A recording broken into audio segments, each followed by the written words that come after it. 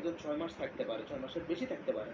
তো ভিজিটর রেকর্ডটা দিলে আপনি ওভার 6 মান্থস থাকতে পারবেন, কিন্তু আপনার ভিসায় স্পষ্টভাবে লেখা থাকবে ভিজিটর। মাল্টিপল এন্ট্রি দিয়ে আপনাকে ভিজিটর হিসেবে দিয়ে রাখবে।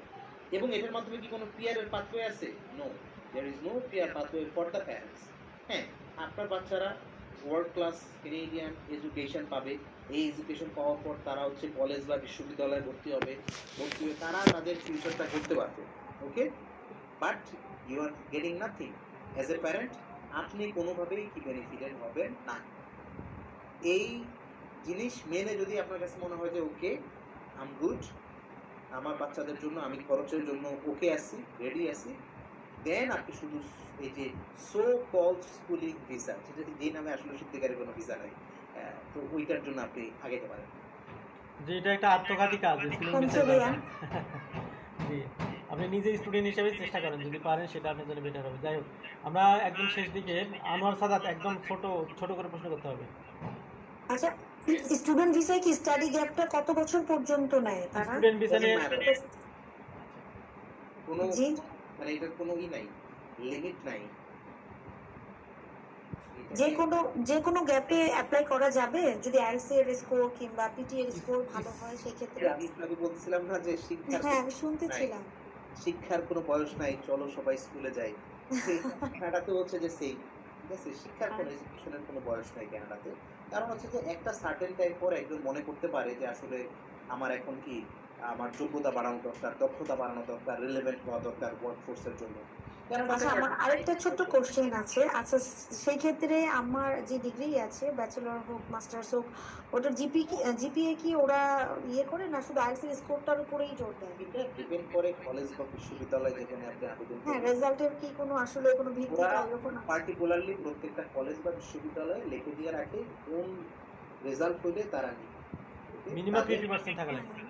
প্রত্যেকটা কলেজ বা বিশ্ববিদ্যালয় সেপারেট, কেউ 2.5 হলে নিয়ে নেবে, কেউ 3 হলে নেবে, কেউ 3.5 নিচে নেবে। That's all depends on the university or colleges. আচ্ছা, এক্ষেত্রে স্টুডেন্ট ভিসার সাথে কি স্পাউস অ্যালাউ? জি আপু, ডিপেন্ড করে, অ্যালাউ আছে। যে আমরা আর প্রশ্ন আপনাকে সুযোগ দিচ্ছি না, আরো আছে, আপনি পার্সোনালি প্রশ্ন ঠিক করেন। আছে, ঠিক আছে, ওকে, থ্যাংক ইউ। জি, আনোয়ার সাদাত সাহেব, আপনি শর্টলি ভাইয়া রাত হয়ে গেছে তো ডিনার করেন নাই। জি, আসসালামু আলাইকুম। ওয়ালাইকুম সালাম। জি ভাইয়া, আমি একটু মানে ট্যুরিস্টের ব্যাপারে একটু কথা বলতে চাচ্ছিলাম। ওয়ার্ক পারমিট আমার একটু পড়াশোনা কম আছে তো, আর হচ্ছে আমার আইএলটিএস করা নাই, এই জন্য ওয়ার্ক পারমিট প্রবলেমস। তো আমি ট্যুরিস্টের জন্য আলাপ করতে চাচ্ছিলাম। আমার ইন্ডিয়া দুবার ভিজিট করা আছে। কুয়েতে আমি গেছিলাম, কুয়েতে আমি কাজ করছি 2.5 বছর। আর সৌদি আরব গেছিলাম উমরায়। তো সেই ক্ষেত্রে কি আমি অ্যাপ্লাই করতে পারবো কিনা এটা একটু জানার ইচ্ছা ছিল আর কি। টুরিস্ট বা হচ্ছে ভিজিটর ভিসার ক্ষেত্রে যে বিষয়টা, আপনার যে অন্য কোনো দেশে ভিজিট থাকলেই যে আপনাকে ভিসা দিবে বিষয়টা এরকম না, বা ভিজিট না থাকলেই যে ভিসা দিবে না বিষয় এরকম না।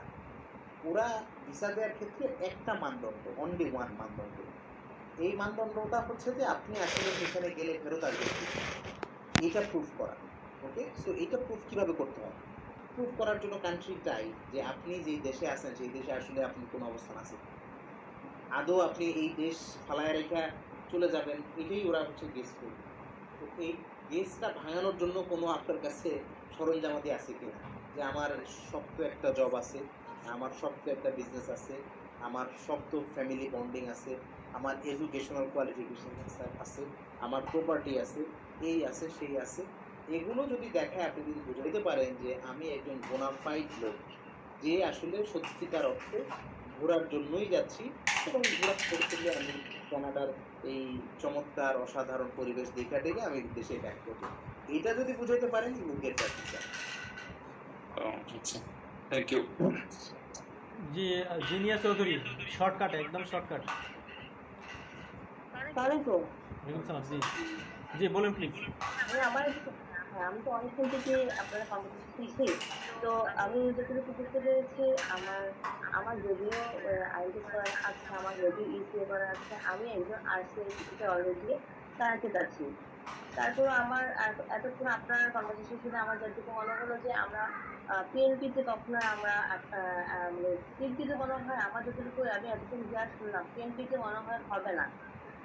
কিন্তু মানে আমাদের এখনকার পার্সপেক্টিভে হবে না আর কি, মানে এখনকার যে টাইপ সিচুয়েশন মানে টাইট অবস্থা, এই অবস্থায় খুব বেশি হোপ নাই যতক্ষণ না পর্যন্ত তারা রিলিজ না করে বা হচ্ছে যে পার্মানেন্ট রেসিডেন্সি কোটা না বাড়ায়, কারণ অলরেডি এক্সিস্টিং। এটাই তো শুনছি, হ্যাঁ এটাই তো শুনছি, কিন্তু আমি যে ভাইয়ের সাথে যে আশিক ভাইয়ের সাথে কানেক্ট আছি, তো উনি কিন্তু আমাকে কখনো বলেনি যে মানে এটা হবে না বা হচ্ছে না, এরকম করে কিছু বলেনি।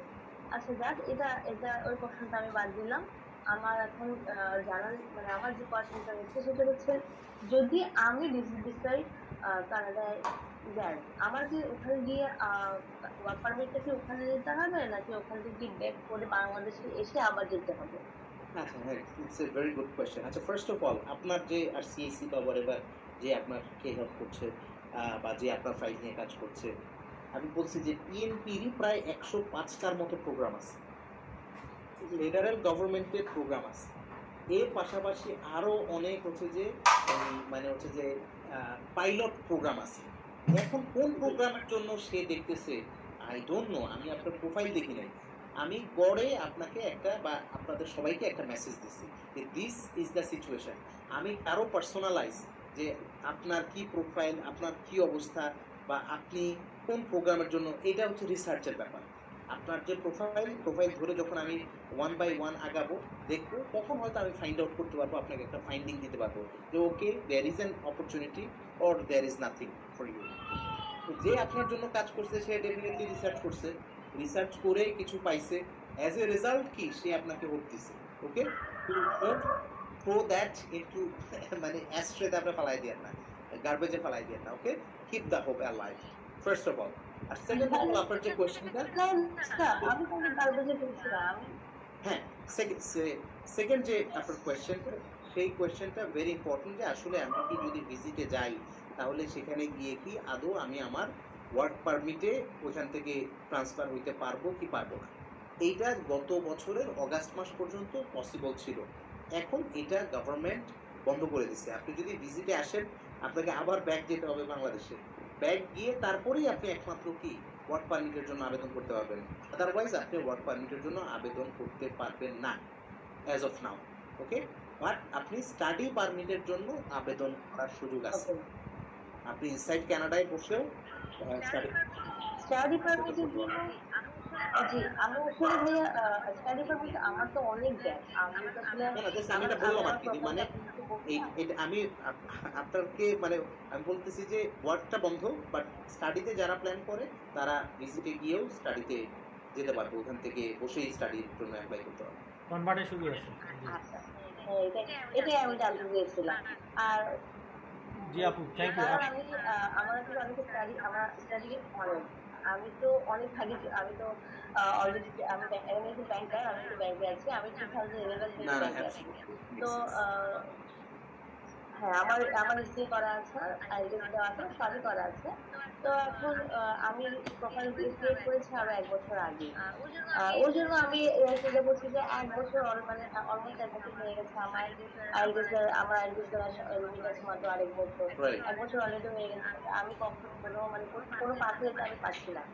আর এসএলপিতে যে আমার হবে না সেটা আমি ওনাকে আগে বলে দিয়েছি, কারণ আমার স্কোর এতটুকু উঠছে না। এটা আমি নিজে স্কোপে করে দেখেছিলাম যে এসএলপিতে আমি হবো না, যেহেতু আমার কোনো মানে আমার কোনো রিলেটিভ নেই, আমার কোনো রিলেটিভ নেই, বা আমি ওখানে কোনো জব ম্যানেজ করতে পারিনি।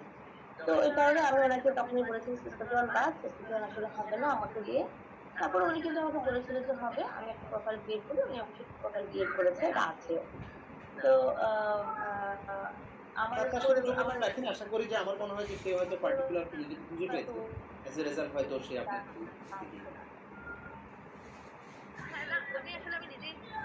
যাই হোক, ঠিক আছে আপু। আমি আসলে আমি নিজে যখন আমার আমাদের কিন্তু এন্ড নাকি আর কেউ আছে আর আর হচ্ছে মোখলেসুর রহমান।